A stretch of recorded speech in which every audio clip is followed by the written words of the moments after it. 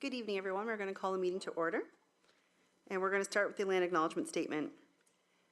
We acknowledge that the ground on which we live is the traditional territory of Caldwell First Nation, of the Three Fires Confederacy, and the original people of Point Pelee and Pelee Island and its surrounding lands and waters, and that of the Huron, Wendat, and Wyandot peoples. We recognize and respect the First Nations who are stewards of the land and waters of Turtle Island and who have embraced this stewardship since time immemorial. We would also like to acknowledge the contributions of other nearby First Nation communities and all original people across Turtle Island. We will now have a moment of silent reflection, followed by the playing of our national anthem.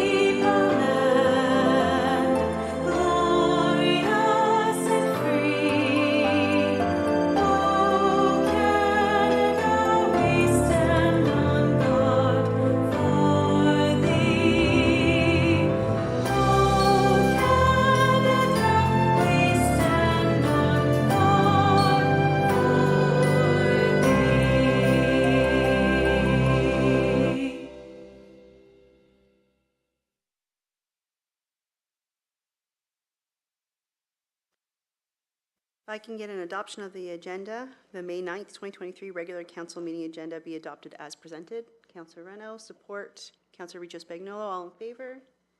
That carries. Any disclosures of pecuniary interest? There being none. If I can get adoption of the minutes of our regular meeting of council and closed meeting of council held April 25th, 2023 be adopted as presented. Councillor Desjardins, Councillor Burns, all in favor? That's carried as well. Mayor's comments. Councillor Carrick will not be joining us tonight as he is ill. We have several initiatives taking place this week. So May 9th through 12th is Economic Development Week, and the Windsor-Essex region is highlighting efforts to promote economic growth and prosperity in our communities. The aim is to increase awareness for local programs that create jobs, advance career development opportunities, and improve the quality of life in communities everywhere. It is also Fire Prevention Week, and this year's theme is Be Prepared, Know Your Risks. Visit the LaSalle Fire Service website and social media platforms to learn how you can become better prepared to face a range of emergencies anytime, anywhere. Today is the Provincial Day of Action on Litter in Ontario, and this campaign brings awareness to the impacts of waste in our environment and encourages people to take action to keep our environment clean and healthy for generations to come. I'd like to take this time to congratulate LaSalle Fire on another successful Detroit River Walleye Classic that was held last weekend. It looked like it was another great turnout for them. And finally, I just want to remind everyone that tomorrow is McHappy Day, and you'll find several members of council working at the Highway 18 McDonald's, helping to raise funds that will stay in our communities. So stop in for breakfast, lunch, or dinner to support this great cause. We have no presentations and delegations, public meetings, so we're going to move right to reports. Number one, I'm going to invite our residents to come up. We have Ja and Sean. If you could please come up to the microphone there.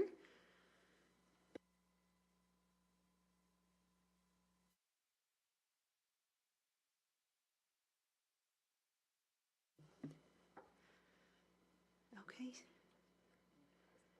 So when you're ready, you can press the button and you have 5 minutes to speak, and then after that we'll allow administration to add some comments, okay? Okay. Thanks for the opportunity to provided for us to present our point. My name is Xiang Chen. My wife is Jia here. And we have been living in Windsor for over 23 years and moved to LaSalle almost 2 years. So yeah, we're here just present our points about a noise issue. And we're hoping that we can, suggest that to make some amendment of the noise bylaw of the town of LaSalle. Okay.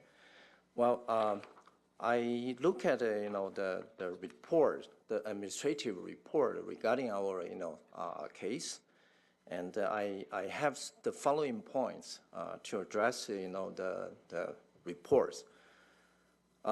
Yeah, we had this noise last year from May to October, and what happened is that our neighbor's pool pump, running 24 hours a day, 7 days a week, nonstop from May to October, and maybe stopped for a day or two in the middle, but it has been, running like that nonstop. And the noise actually penetrated, into our house, and we were significantly affected by that. We could not have a good sleep in the evening, and we had some health issue, derived from the noise, the problem, pollution. Okay. So then we talked to the neighbor, but we did not get any, collaboration. Then we reported to the town.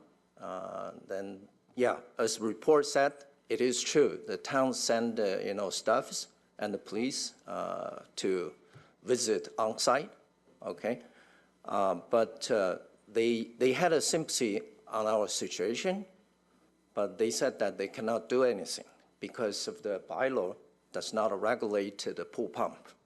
Okay, so that's the main reason for us to think about we should present the case to the council. Okay, now it is true that the current bylaw does not regulate the pool pump, but so that's the main point that we think that maybe the bylaw should be updated to include, to regulate the pool pump, as the noise source. Okay, so that's the first point.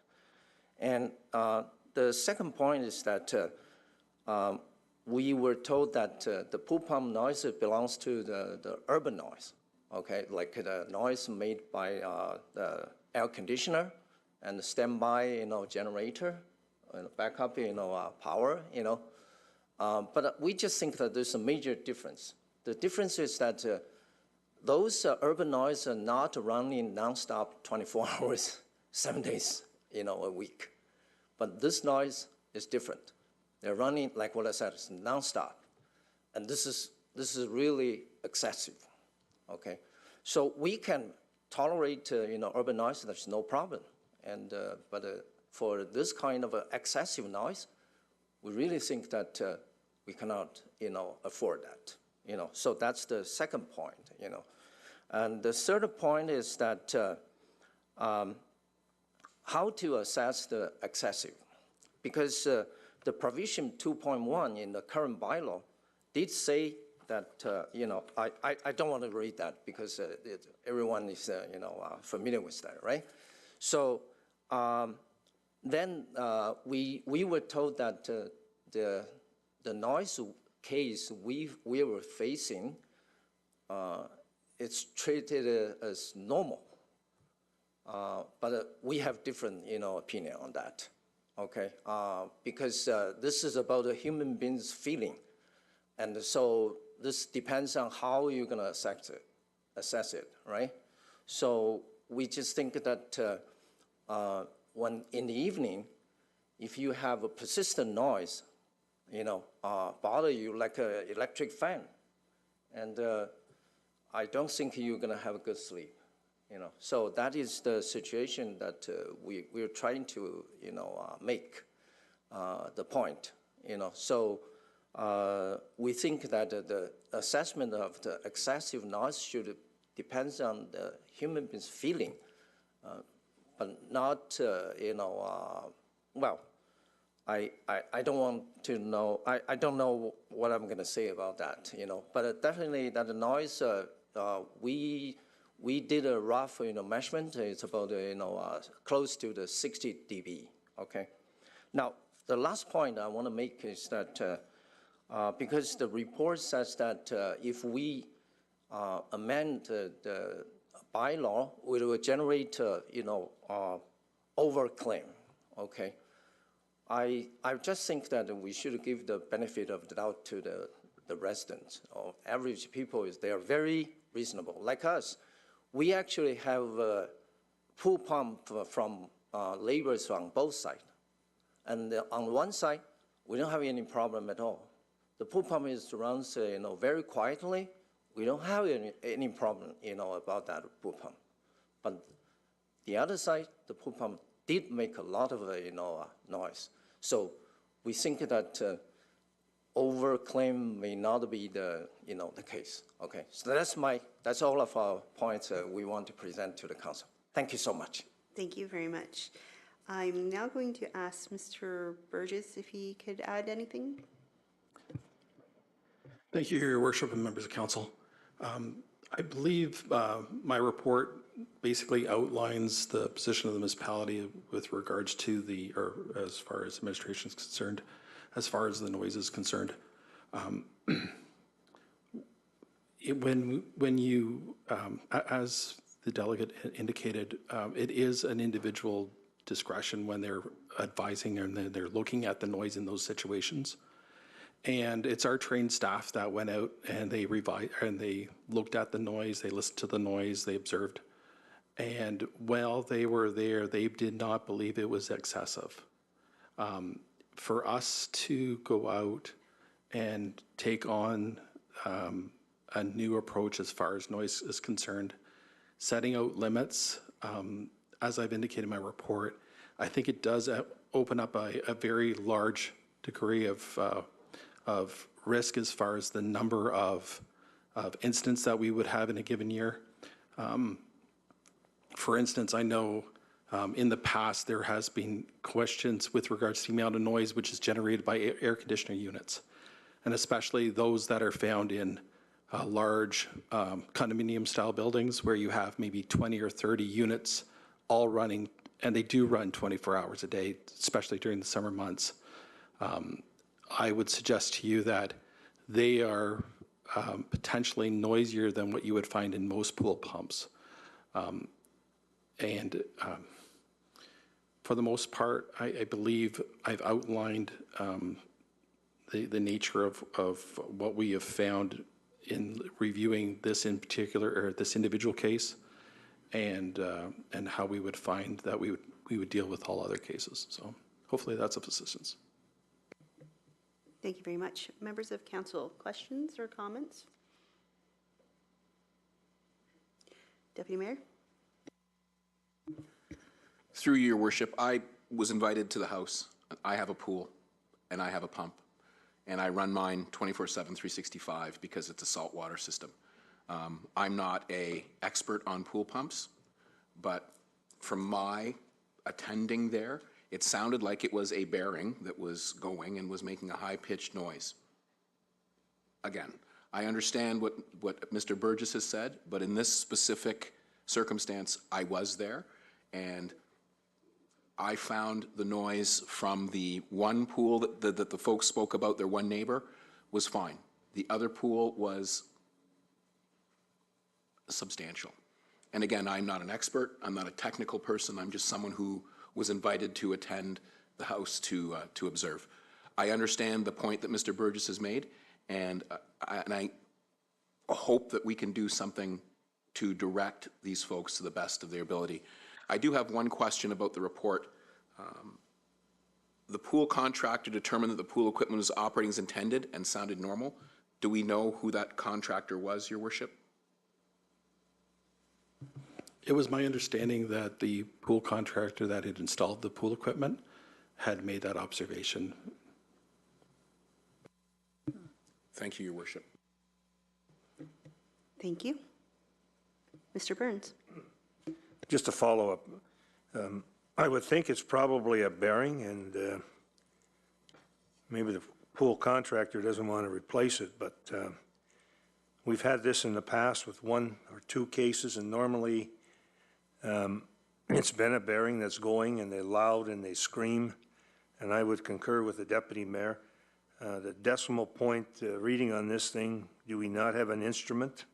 Because I do know that at a certain point, you have to put earplugs in not to damage your ears, and particularly with a truck, I think it's 0.85 damages your ears, and most truck drivers can't hear after 20 years because of that. So I don't know if we have a decimal reader, but I think that would be an indicator whether it's operating properly or not. And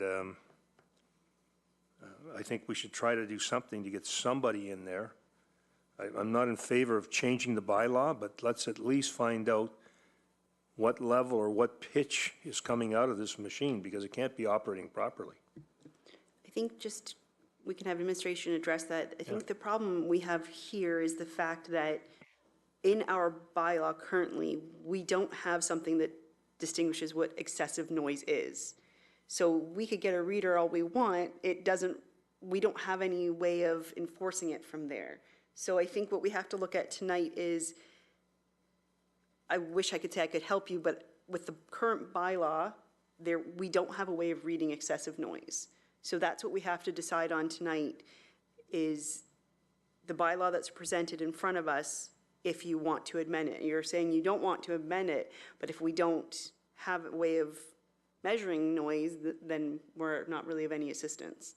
So I don't know if maybe Ms. Beggs wants, I know we've talked about this before and how difficult that is for us as a bylaw department to monitor things of that nature, and then we'd obviously have to have something separate for pools, air conditioners, noise from stereos. I mean, I don't know how, I know that's very complicated. Thank you, Madam Mayor. To your point exactly, we don't currently have any way of measuring that form of noise, nor do we really have a good understanding of appropriate benchmarking for, the types of noise or the decibel level that is appropriate that's being emitted from those instruments. Nor do we currently have any staff that are effectively trained to use those types of instruments or understand the implications associated with it. So that would take some significant resources on administration side to implement any of those provisions. So I think with that, I don't know if you have other considerations. I don't unfortunately know of any other way to be assisted, because normally it's through bylaw or police, but if our bylaw doesn't have a way of measuring or enforcing, we don't have a way of helping in this scenario. So, Council, I'm not sure what, Deputy Mayor? Thank you, Your Worship. Through you to our solicitor. Sir, if this is not a criminal matter and our bylaw cannot address it, could it be a civil matter based on just what we've discussed in the room today without you giving a legal opinion, but just to analyze the discussion? And for my safety, for my sake, not criminal. In my old world, we used to say it was civil. Is that a fair? I leave it to you, sir. Yeah, through your, Madam Mayor, I believe that it could be pursued through that manner between neighbors, but yeah, the town wouldn't be involved in that one way or the other. I understand what the solicitor said. Thank you, Your Worship. Thank you. I think I know you've come and asked for more or less an amendment to the bylaw to allow for pool pumps and not running, but as Deputy Mayor pointed out earlier, with salt water, it needs to run. And so looking at creating a bylaw around pool pumps probably isn't something we could consider. Excessive noise is the only part of this bylaw that we could look into a little bit more, but as staff indicated, we don't currently have the staff or the technology to be able to do that reading of excessive noise. So I'm going to have to leave it to council to decide what they want to do in this current situation. Councillor Reno? Just a question to Alan's report. Alan, in your research and your work for your report, did you find any other municipalities that have benchmarking like this or that have limitations as to hours of pumps? Did you find anything out there that we might be able to compare to? Thank you, through your worship. The difficulty that we have with that is it's the complexity of the staff that are required to monitor the noise. Like some large municipalities do have certain decibels for certain types of equipment. The issue is how is it measured, at what distances, what are the parameters, what are the qualifications of those individuals doing those measurements, and how is their procedure set up in order to make those determinations. Currently, we use our staff and their opinions as experts as far as in bylaws to provide an opinion as far as whether or not the noise is excessive or not. And as we've indicated, staff have indicated upon their visit that they did not feel the noise was excessive. With regards to the operation of pool equipment, it's not something that I've researched, but I would tend to agree that running pool equipment 24 hours a day would not necessarily be something which I would expect to be unusual, especially if it was a saltwater pool. Also, in this style of pool, from the air photo that I saw, it's a very irregular pool shape, so it's not like they have a cover over it, so they're running it constantly to keep it clean. I mean, much to the words of the deputy mayor, I also run mine 24/7, as do many people I know. And I understand that if the noise is too much for you to sleep at night,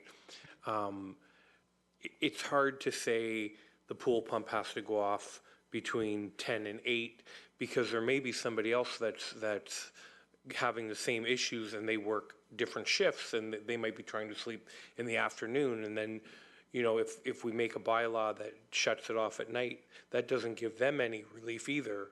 So you kind of have to be fair across the board. If there's no other best practice out there, and there's no other municipalities that are shutting off pool pumps at any time of the day, I don't see a reason to support any kind of change at this time. I do feel for your situation, but there are many things that happen between neighbors that, as has been alluded to, end up being civil matters. And I think in this case, unfortunately, you would have to go through the civil procedures to deal with that neighbor. Mr. Mara? Thank you, Madam Mayor. For Council's information, there is an environmental noise guideline published by the Ministry of Environment, Conservation and Parks. It is a typical guideline that is used during engineering designs and planning of matters such as this. There are guidelines relative to hours of operations, noise levels at different hours relative to road, railways, airports, and a whole bunch of other things within there. What I heard tonight was the current measurement was 60 decibels, and I don't know how that measurement was done. This noise measurement is a really specific science because you don't measure the noise at the source, you measure it where it's being received. So for instance, if it's in a bedroom, you close the windows and you measure the noise there, and that has to be within an acceptable level. You don't measure it where the noise is being generated because it's always louder where it's being generated to where it's being received. And there's certain design guidelines for construction methods, windows, triple pane windows, double pane windows, air conditioning, and all those things that mitigate noise. For instance, if you're building something along a highway, there may be a noise wall put in place, but there's also requirements on those houses to have central air conditioning, have triple pane windows, and things of that nature, so that when that noise is received in those living quarters, at the various locations in the living quarters, it could be bedrooms, kitchens, living rooms, and they're all different levels at different times of the day, and that is where it's actually measured, where it's perceived to be the noise and things of that nature. So again, If this is a matter that could be a civil matter, that would be where the measurements would have to happen, and they would be, the two neighbors, the one neighbor would be out of compliance with the current guidelines, and it could be a civil matter between the two. But again, there's a very specific science, and there's certified people who are able to do that. The noise measuring equipment is pretty much well integrated and calibrated as well to make sure that that is being recorded properly and that there's no ambiguity about the measurements and things of that nature. So I'm just providing that for council's information. Okay, thank you very much. Councilor Desjardins. Thank you. Through you to our delegation. I sympathize with what you're saying because the noise can be terrible, can be very disruptive to your sleep and to your health.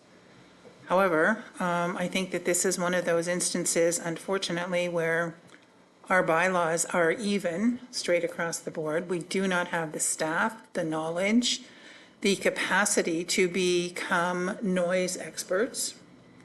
I think that this is going to become, as we've said, a civil issue to take up with your neighbor. I don't know why they don't want to cooperate. It's unfortunate, it makes for bad neighbors for sure. But I think that that's where we're going to have to leave it. I don't see us changing the bylaw. I'm sorry. Okay. Mr. Mara, that, what you were just quoting was the environmental, what was it? It is referred to as the Environmental Noise Guidelines. NPC 300 is the actual document, and it's provided by the Ministry of Environment, Conservation and Parks. That's how they determine noise pollution. It's the guideline that what determines noise pollution and things of that nature. So the residents could reach out to someone there possibly, or is there a professional that they could call to have that done on their side and then deal with it? Certainly there is a local office for the MECP. I don't know whether they do the measurements or whether they have to provide the measurements, but they can certainly reach out to the local MECP office to see what those regulations that would apply to their specific situation. Again, it's really refined and rigid regarding railroad, and airport noise and things of that nature. And it's, again, it's not so specific on pool pumps. They do talk about air conditions, but not really pool pumps and all the other peripheral noise. Again, in this document, 40 to 60 decibels is normal ambient noise in the environment. That is what's required. Again, 60 decibels is roughly what your dishwasher would make, is kind of the comparison of what a 60 decibel sound would be. So that's all contained within this guideline. Maybe it's somewhere you could reach out to see if they have a way of assisting you on that civil end of things, if they could provide you with that data. Do I still have time? So, well, I just wanted to make one last point, okay? We already run out of the solution. It's not that we come here without, doing anything before, We try to collaborate with the labor. We even offer to find some, contractor to help them, but, somehow we don't get, any collaboration. And we run out of a solution. That's why we think the council, the bylaw is the last one. Okay, that's basically our situation. Okay. Thank you. Yeah, thank you. Yep, just turn on your mic. So I just want to say some little things. I feel this noise like a factory beside my house. During the daytime, you make me crazy. This is like a dishwash. I'm not a professional. I don't know this decibel, right? It's around 60. But like a dishwash, like a whole day, even though like a kitchen fan and the bathroom fan, right? You just open like 1 or 2 hours. If like turn on the like a whole day, who can stand, right? So this is noise like a dishwash is around 24 hours, 7 days for almost 6 months. I can't sleep during the night. Even though like summertime, even though I can, it's really cool weather, right? I can open the window. I could sleep, so this damaging my life. Even though when I drive outside, 2 times I got to miss up. Thank you. Thank you for that. And I don't think any of us don't feel for you, because, I mean, we all understand what you're saying. And Yeah, thank you so much, everybody. Thank you. I don't understand why they wouldn't want to fix it, because I would assume that would be affecting their house as well. But I think for us, as administration has stated, to change this bylaw to be able to do anything requires staff and knowledge that we don't currently have. And it's not something easy for us just to change, unfortunately. Which is why at this time, administration's putting the recommendation forward, which they have. I realize you're saying you're at your wit's end more or less, and I just wish there was something we could do, but changing the bylaw isn't something we're able to do in this scenario. And I have to leave it up to council to decide what they want to do. Members? Anybody?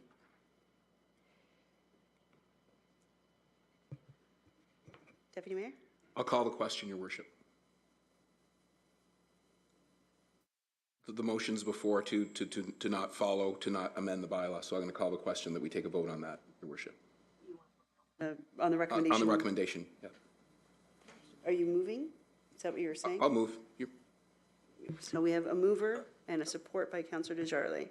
All in favor of the recommendation put forward, and that carries. So sorry we're not able to make that change for you. Hopefully your neighbors will work with you. Thank you. Thank you. Moving on to item 2, asset management plan for core assets. Mr. Ferraro. Good evening, Mayor, members of council. We do have a presentation from Mr. Ahmad, but before that, I'll make a few comments on the report. Excuse me. The report seeks the approval of the town's asset management for core assets. In completing the asset management plan, it was certainly a team effort with the assistance from Mr. Ahmad and PSD, as well as members from Public Works, GIS, and Finance.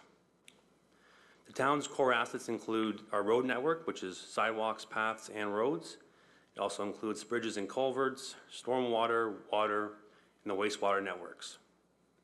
We have in the town of LaSalle over $600 million in core assets. That's based on the 2022 figures, and since then, we're all aware of inflation, so that number has probably risen significantly since then. This figure represents the cost to replace existing assets to their original state. It does not include upgrades such as curbs, gutters, or storm sewers where they currently do not exist.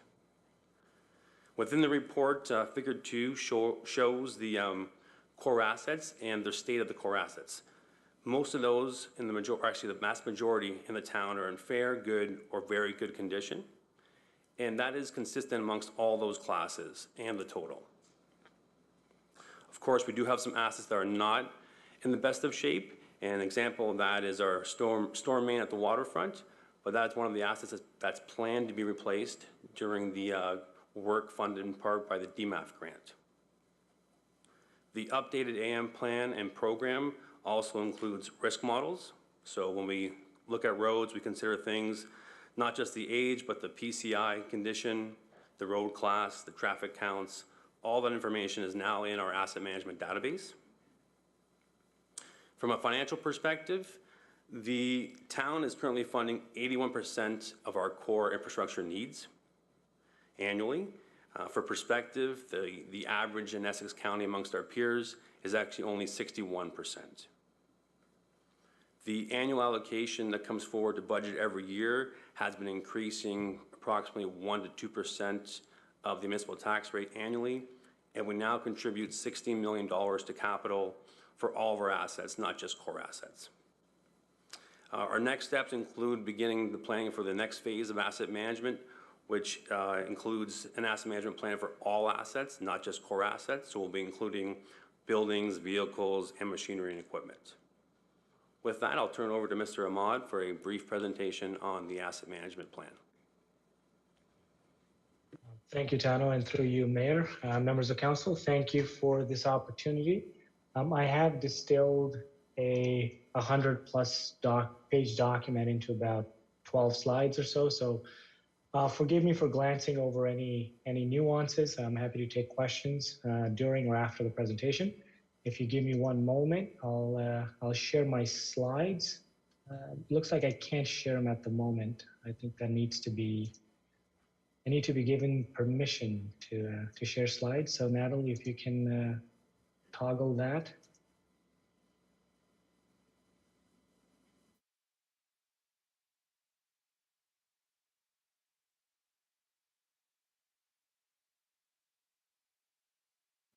Just be 1 second. I think they're working on it. Thank you, Mayor.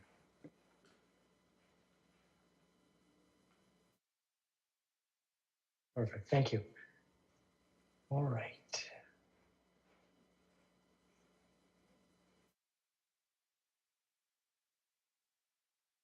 Okay, so I hope you can see those slide decks. We'll go right past the agenda. Again, our focus today is going to be the 2022 Asset Management Plan. A very brief background on what this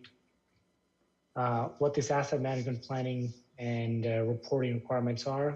There was an act passed in 2015 called the Infrastructure for Jobs and Prosperity Act. And the first regulation that was introduced as part of that act was what's known as OREG 588. And that requires all municipalities in Ontario to develop a series of asset management plans between 2022 and 2025. And they increase in complexity. They become a bit more granular, a bit more technical, and as Tano mentioned, pivoting from only core assets to include all assets, and pivoting from existing and current levels of service to what they refer to as proposed levels of service. The column to focus on this slide would be the requirements for 2022, all those red dots you see there. So you see that the asset management plans require what's known as the state of the infrastructure, which discusses everything from current replacement values of assets to condition ratings to replacement profiles. And the big focus for this iteration in 2022 is reporting on existing and current levels of service for core assets.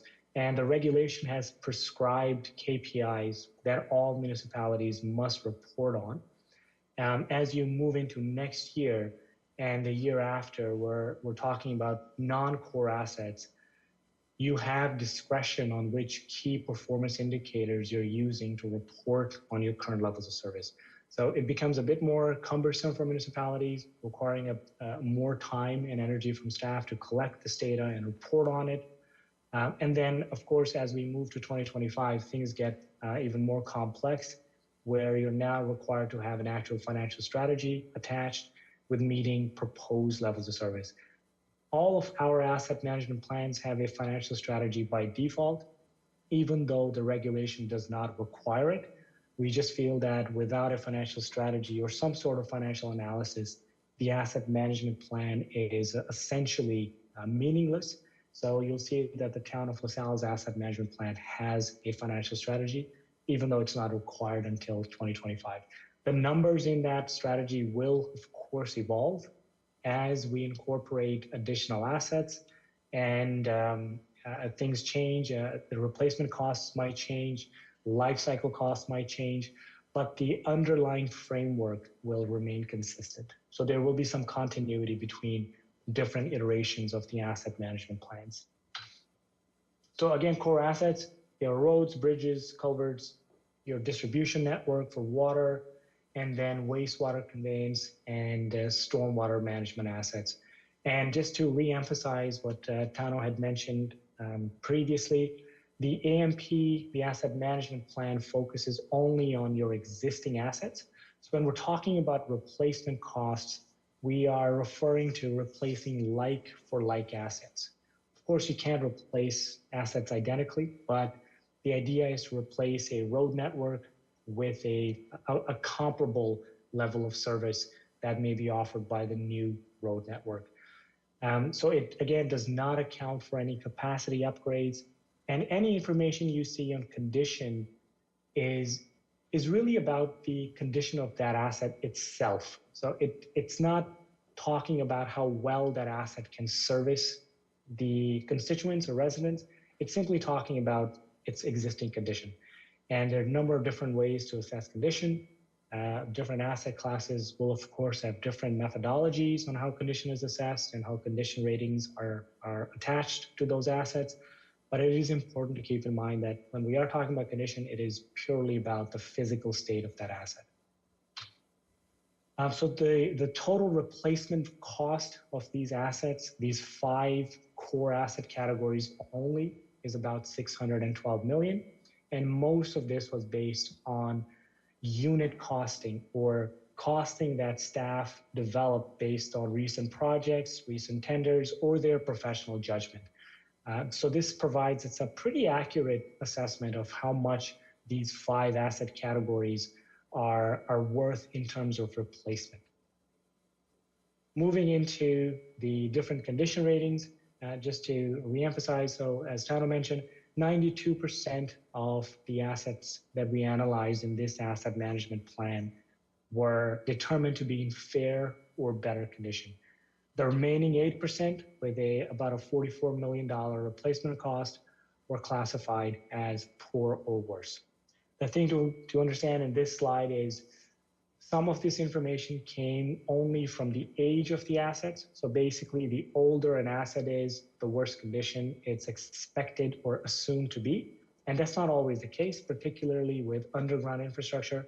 You can have mains that are 50 or 60 years old, but can still continue to provide or deliver their function.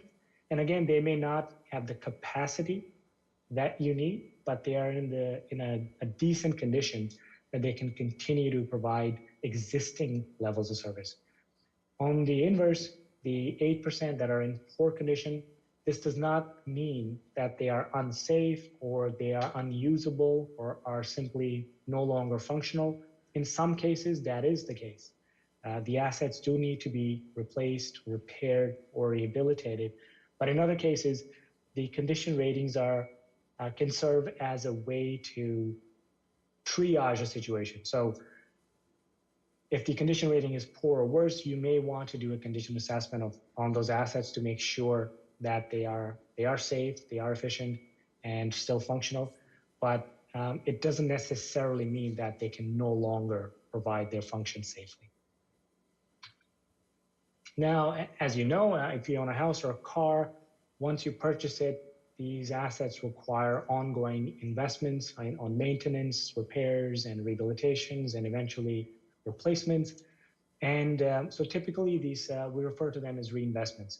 And what we've seen with most other municipalities is that these reinvestment levels on an annual basis are fairly substantial, and most municipalities are unable to meet these requirements, which is why you see these infrastructure deficits continue to persist across municipalities in Canada. Now, when we do want to close these annual deficits, but the trick there is to balance how fast you try to close these annual infrastructure deficits, and also making sure that you're not letting assets continue to fall into a state of disrepair. So the longer you take to close these annual funding gaps, the better it might be for constituents. It's a lower burden on them. The tax rates and utility rates might be lower, but you're also compromising the health of existing assets. You might let more assets fall into a state of disrepair. As Tana mentioned, we have average annual requirements. So this is basically a benchmark for how much you should be setting aside for these 5 asset categories, and to make sure that you're meeting the replacement needs as they arise. And that totals about $12 million on an annual basis. When we look at how much funding LaSalle is actually dedicating, or sorry, it's about $14.8 million, just the very first column. The second column there, the average annual funding available, you'll see that's how much LaSalle is actually allocating today. So about $12 million, which leaves a gap of about $2.7 million. And all that means is that you're funding about 80% of your annual needs. And again, to emphasize what Tana mentioned, that is higher than what we see in our client base. Typically, you see municipalities in that 50 to 60% funding level. When we kind of convert these into reinvestment rates, there's no science behind how much you should be setting aside on an annual basis to make sure that you're funding all of your infrastructure needs. But the benchmarks are usually between 2 to 4% for most asset categories. And so you see here for LaSalle, we have replacement costs of these 5 asset categories worth about $612 million. Your annual requirement, so think of that as your target level of expenditures, is about 14.8. When we take that 14.8, divide that by the 612, you get about 2.4% that you should be allocating on an annual basis. And this method is applied across each individual asset category. So you'll see that it ranges from about 1.4% for bridges on that second row to about 3.9% for roads in that very first row. And here, this is just for benchmarking purposes. You'll see that the system-generated target reinvestment rate, the system we're referring to, so LaSalle has a software system that we provide, which is where we manage and store all of the infrastructure data. That system provides a reinvestment rate. And then in the blue column, you see LaSalle's actual, and that CIRC range, I should have explained that acronym. So that stands for Canadian Infrastructure Report Card, and it's basically a consortium of different associations in Canada that talk about infrastructure across Canadian municipalities. So they have a recommended range for how much you should be investing on an annual basis. And you'll see that, again, it varies from about 1% on the lower end to about 3% on the higher end. And we'll see that LaSalle's reinvestment rate is either in line with municipalities or is actually higher than other municipalities, which is consistent with the 80% funding level on an annual basis. But it still leaves a bit of an infrastructure deficit on an annual basis of about 2.7%. So again, closing this deficit takes a long time for municipalities. And that's why we recommend that this gap is closed gradually. So how do you do that? It's simple, but obviously not easy. We look at how much you are bringing in. So your quote, your own source revenue. So the revenue you can control, which is taxation and utility rates. So based on 2023 levels, you are generating about 40 million in property taxes.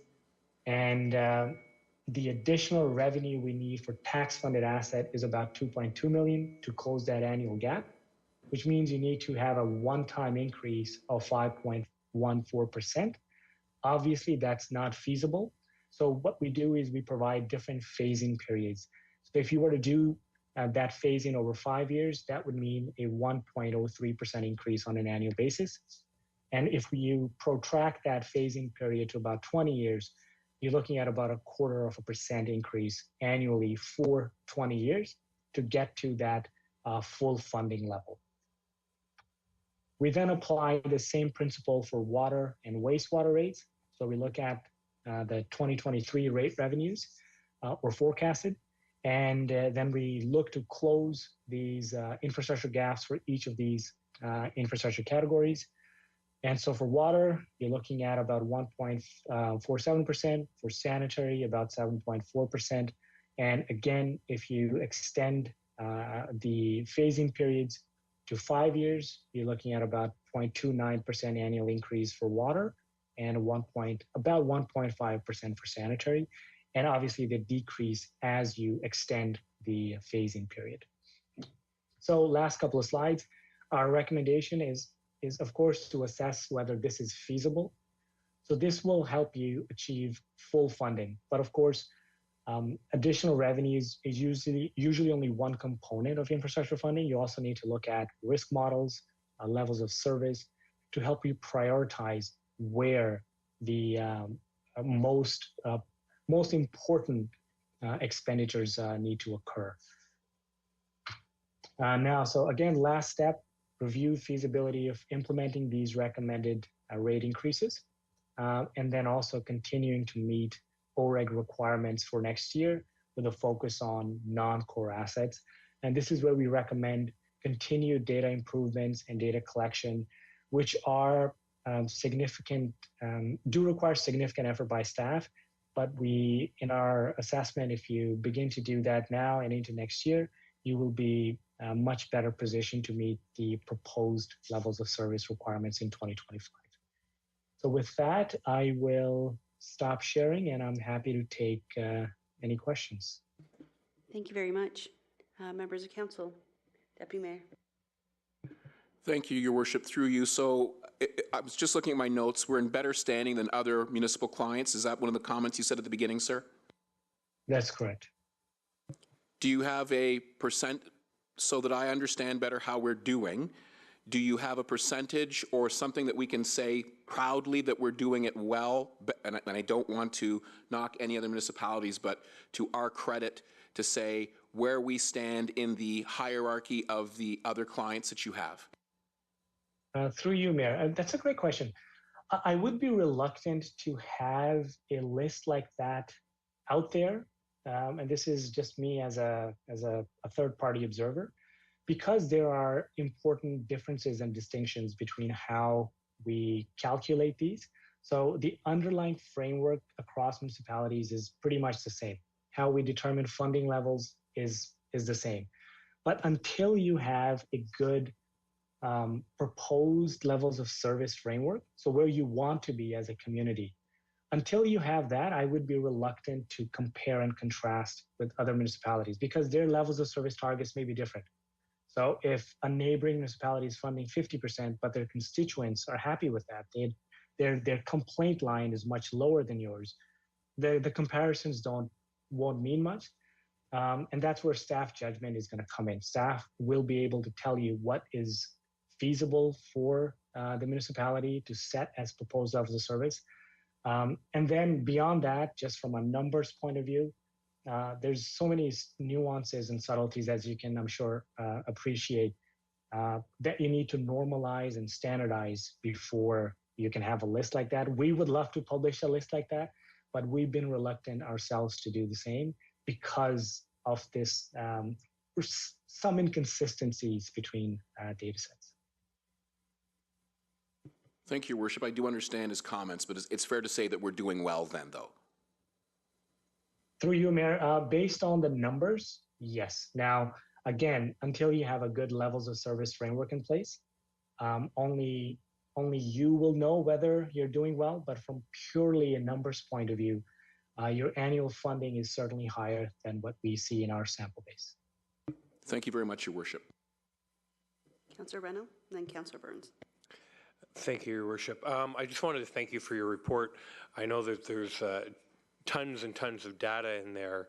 And, you know, like you said, it's not something that is unique to Essex County or to Ontario. The funding gap is something we've talked about at different conferences for years and years and years. And, you know, the trick is to try to close that gap. And, you know, I do feel comfortable with the work we've done, and a couple years ago, increasing some of our capital payments to help close that gap. And I do also appreciate your comments in saying that, you know, this isn't something you have to jump and do right away. This is something that is a goal, a long-term goal to close that gap.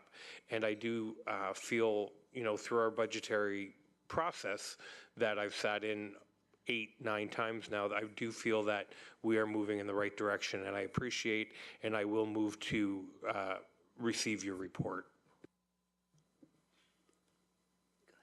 Go ahead.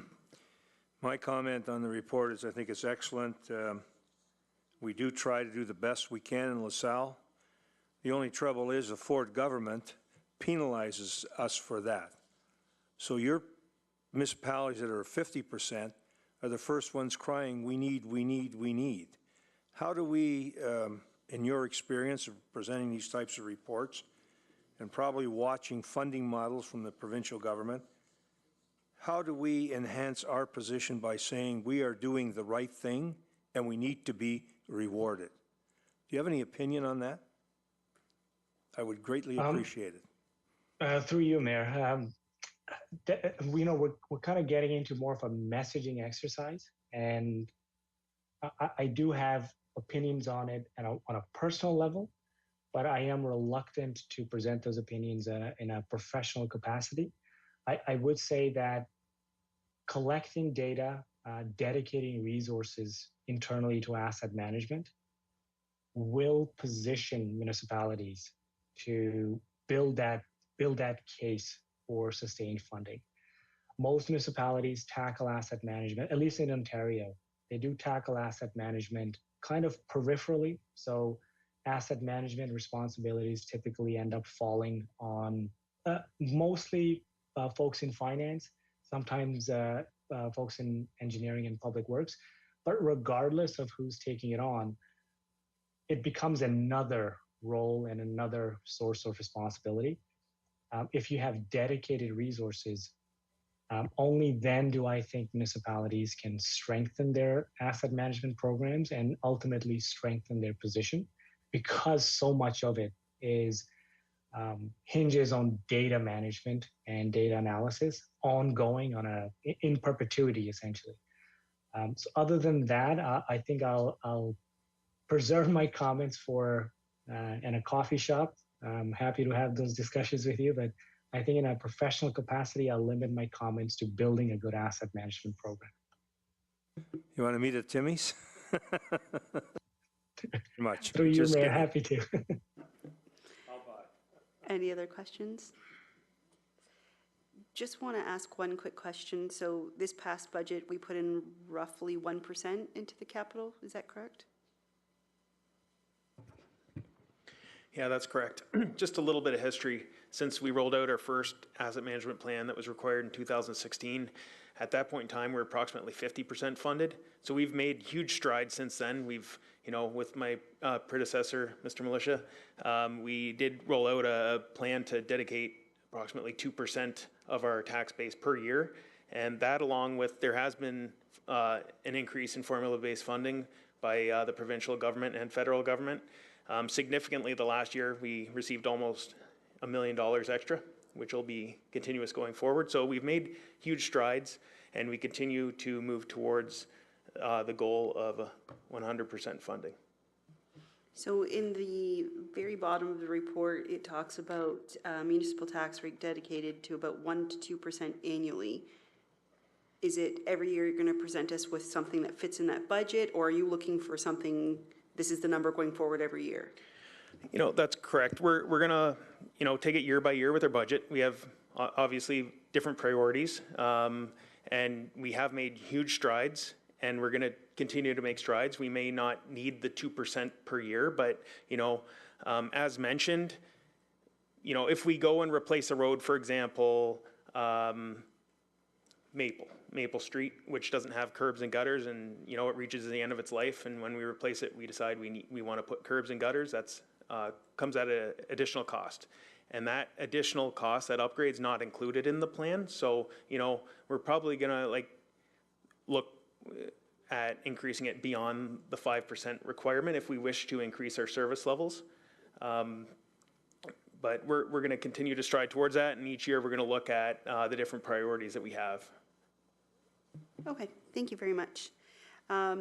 Councillor Reno, you did make a motion to receive the report. However, we are looking to receive as well as to approve the asset management plan. Okay, so we have a mover and support, Councillor Riccio Spagnolo. All in favor? And that carries. Thank you very much for joining us. Thank you, Mayor, and thank you, members of council. Enjoy your evening. You too. Item 3, 2022 fourth quarter report. I will turn that over to Mr. Langlois. Thank you. So normally the quarterly reports are under to be received, but given that this is the fourth quarter report, it's required to be approved just for audit purposes. You'll notice the report looks a little bit different, the layout. That's just due to the fact we've changed it to meet accessibility standards. But there is comments throughout the report on the variances, you know, I'll highlight the largest ones, you know, the garbage collection and disposal contract. We're kind of building up our budget over the years, phasing that in, so we were significantly over budget there. There's some major vehicle and equipment repairs under police. There was some overtime, and the price of fuel increased significantly. And then the Culture Rec Department, there was a shutdown at the beginning of 2022. So those are kind of the areas where we were significantly over budget. But one of our saving grace was the higher interest rates. You know, a lot of times we don't like higher interest rates, but it really helped with our revenue in 2022 to offset some of these expenditures that were over budget. So I'd be happy to answer any further questions. Thank you very much. Members of council. So there are three motions or three recommendations for the fourth quarter report. The one was to be received. The second one was that council approves and adopts the capital fund analysis, and that council authorizes administration to amend the schedules for the activities associated with Essex Power Corp. Yes. Okay. And support by Councillor Desjardins. All in favor? And that carries. Item I, information items to be received. We have 4 items, and if I can get a mover and a seconder for those, unless someone wants to speak to one specifically. No? Okay, Councillor Desjardins move, support Deputy Mayor Akpata. All in favor? That carries. Bylaws. So we have first, second, and third reading and finally passed for bylaw 8791, 8792, and 8794.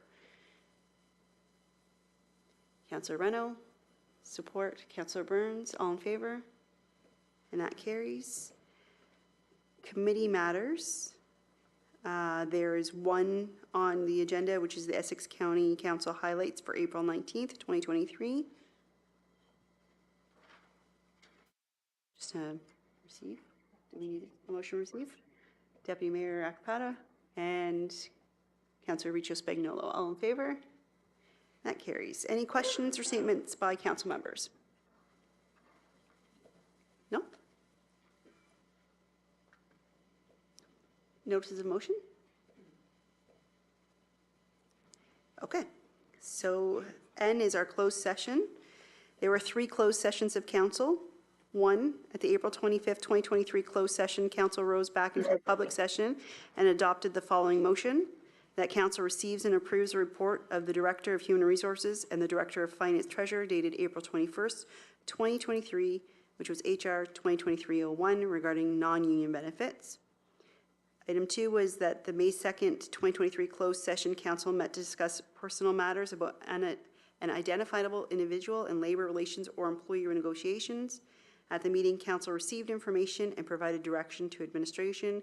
And lastly, council met earlier this evening in closed session, and I'm looking for a mover and a seconder for the following motion: that council approves the special resolution found at Appendix D to the proposal submitted to the town by Essex Power Corporation, dated March 31st, 2023, and authorizes the mayor to execute the same.